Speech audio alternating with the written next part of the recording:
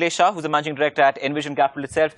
Nilesh, now you were highlighting the kind of first thing that you actually picked up in regard of Infosys. What were the key things that you actually pointed out or rather picked up when we talk about the quarterly performance here? I think the big positives are the fact that the revenue growth has been better than expectations. Sure. I think that's a very big positive. The second big positive is that they continue to add a significant number of new clients. Third is that they continue to kind of invest into their IPR, the fact that they filed for 21 new patents in the US. I think these are some of the big positives as far as the quarter goes.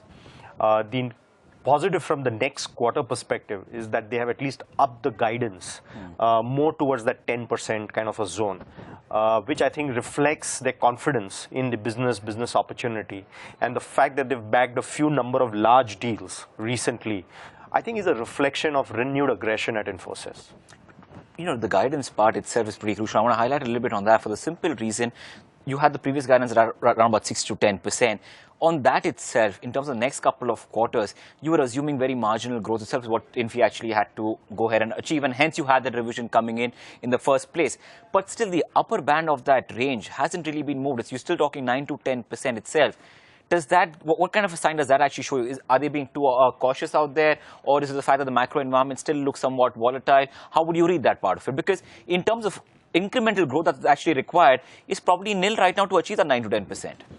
Yes, I probably think it's a mixed bag of all the factors which you mentioned. I think on one hand, yes, probably the IT spending environment has not turned all that benign as what was expected, sure. Number one.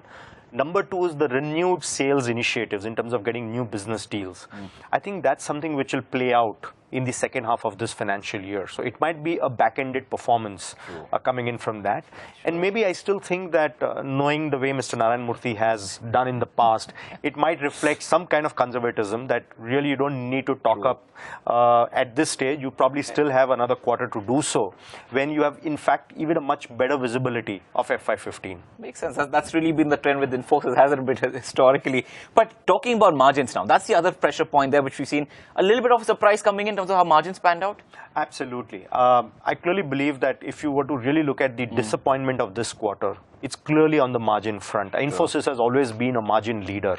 They have never compromised on margins. So I think to see a kind of a decline in margins is a bit of surprising. Of course, they have given reasons for that, which is visa costs, but that's something which was known. It was not something which was an unknown. Was that a surprise factor as well as to how visa costs actually panned out? Because you're talking of provisioning of roughly around, what, 220 odd crores. Yes. And the analysts were actually expecting that to take place in the last quarter, which would have been the end of it, and not come into Q2. Yes, I think what they have probably done is front-ended the provisioning for those visa norms. These might not be the actual costs, but it's just kind of a provision that they have done. They're trying to probably create a buffer for the second half of this financial year. But even then, I think given the fact that you have seen top-line growth, given that you have some tailwinds of the currency, I think on the back of all of that, the fact that margins have contracted is not a good signal. It could also be because they have probably shifted their bias towards bagging those large deals. And if those large deals have begun to play out, maybe those large deals could have got acquired with some kind of, leaving some margins on the table for the customer, just more as an entry strategy. Maybe it probably even gets explained because of that.